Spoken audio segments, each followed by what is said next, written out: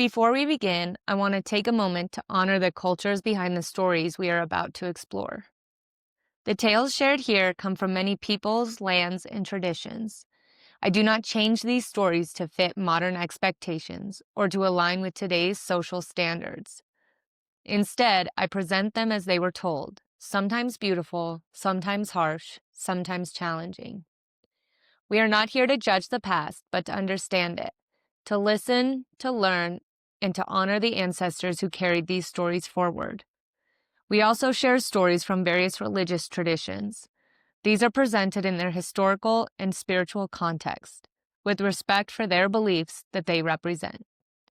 Every culture deserves respect, context, and acknowledgement, and this space is dedicated to doing exactly that.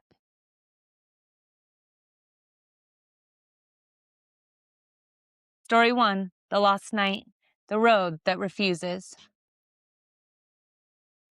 There are roads that appear certain when first taken, clear, worn, and seemingly made for passage, yet do not lead where they promise.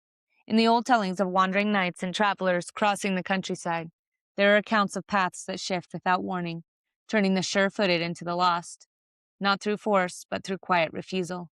A rider may set out at dawn with purpose, following a road known to many, only to find by midday that the landmarks no longer match, that the trees stand where they should not, that the horizon holds no familiar shape. The path remains beneath them, unchanged in form, yet what surrounds it has altered, as though the land itself has chosen to redirect the journey. In some stories, a traveler presses forward, trusting in memory, believing the road must eventually return to what is known. The farther they go, the less certain the world becomes. Villages do not appear where they should. Crossroads repeat themselves. Time stretches in ways that do not align with the movement of the sun.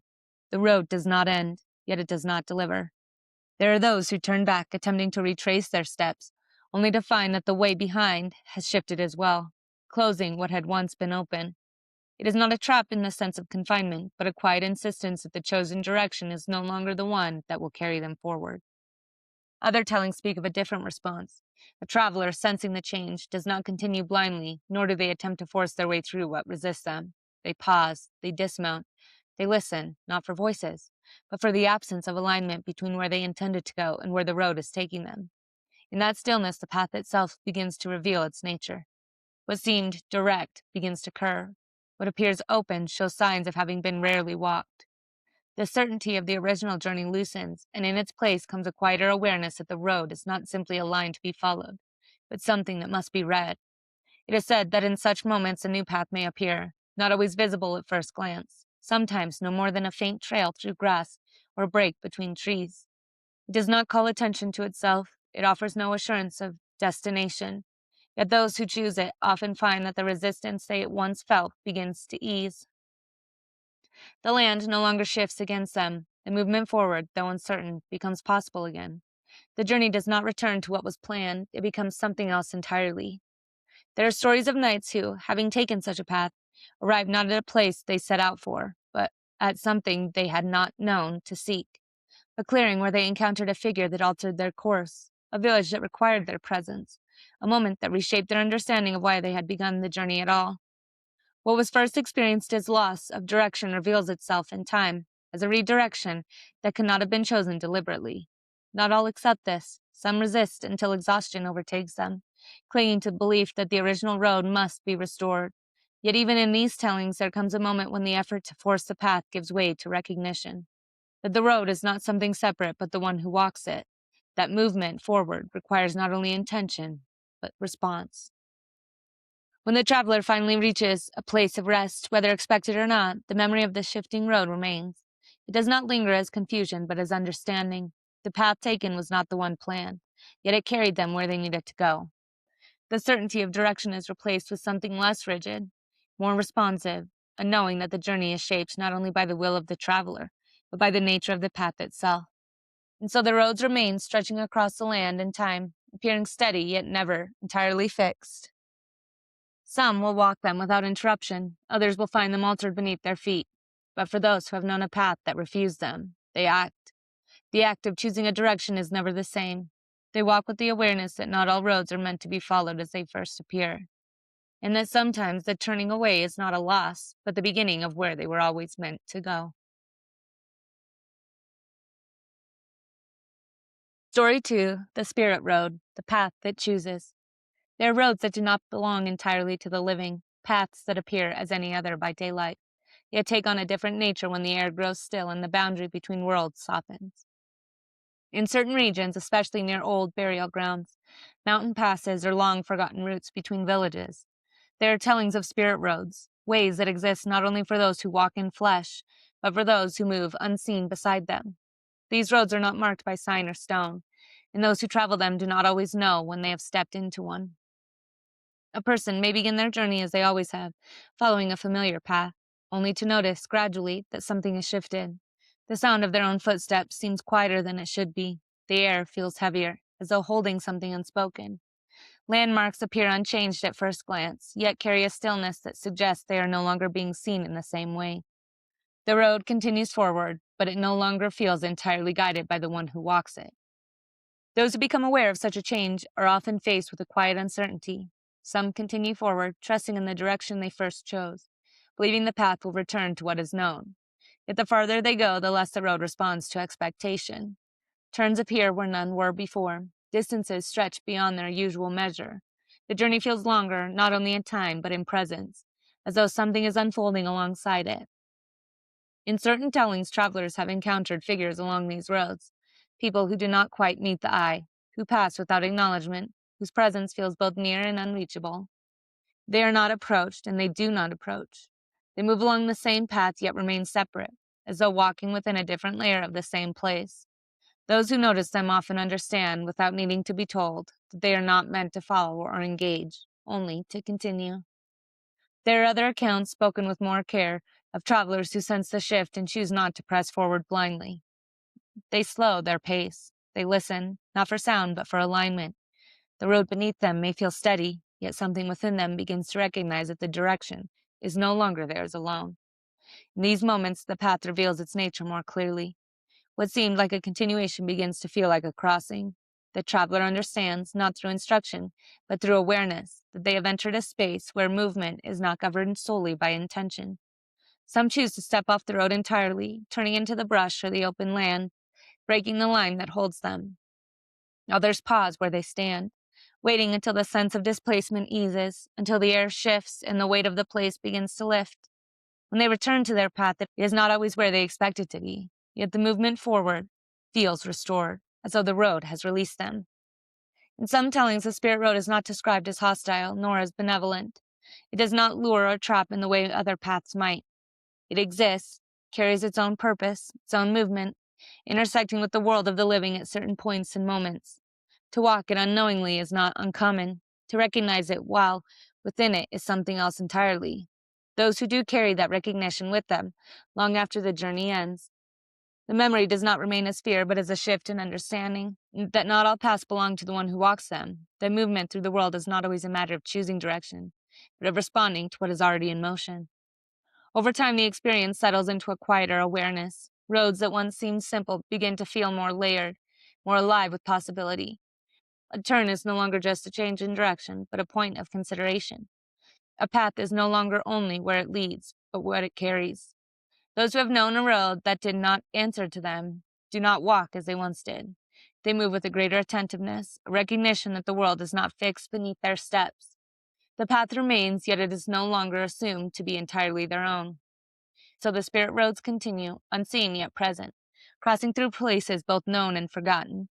Some will pass over them without ever noticing. Some will feel the shift and turn away before it deepens. And a few will walk them long enough to understand that the road was never simply a route from one place to another, but a crossing between what is chosen and what is given, between movement that belongs to the self and movement that belongs to something greater. When they leave, the path does not follow, yet the knowing remains. That not all journeys are directed, and that sometimes the road itself is what decides where the traveler must go. Story 3, The Crossroads, Where the Path Divides. There are places where roads meet that carry more than the choice of direction. In the traditions of Haiti, where paths cross and the world holds layers not always seen, the crossroads is not merely a point of travel, but a place of presence. It is said that when a person arrives at such a place, especially at dusk or in the quiet hours before dawn, the air itself shifts, as though something has taken notice. The ground does not change in form, yet it feels held, as if the meeting of paths has gathered more than movement. It has gathered possibility. Travelers who come upon these crossings do not always intend to stop, yet many find themselves pausing without knowing why, their steps slowing as though the pace itself asks for attention.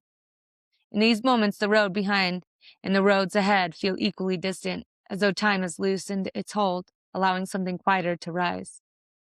In older tellings, there is an understanding that such places are watched, not in a way that threatens, but in a way that acknowledges. The crossroads is known as a place where one may be met, not always by a visible figure, but by a presence that responds to intention. Some speak of encountering a being who stands where the paths divide, offering nothing unless addressed, yet aware of all that is brought into the space. Others describe no figure at all, only a deepening stillness in which thoughts become clearer, sharper, as though the noise that usually surrounds them has fallen away. It is here that a choice becomes something more than movement. To take one path is not simply to go one way instead of another. It is to enter into a different unfolding. Those who rush through without noticing may feel later that something was missed, though they cannot say what. Those who remain, even briefly, often sense that the decision they carry is being seen, weighed, not by judgment, but by presence. There are stories of travelers who come to such a crossing uncertain of where to go, burdened by the sense that no direction held certainty. In these moments, the crossroads does not offer instruction in words, nor does it reveal the outcome of each path.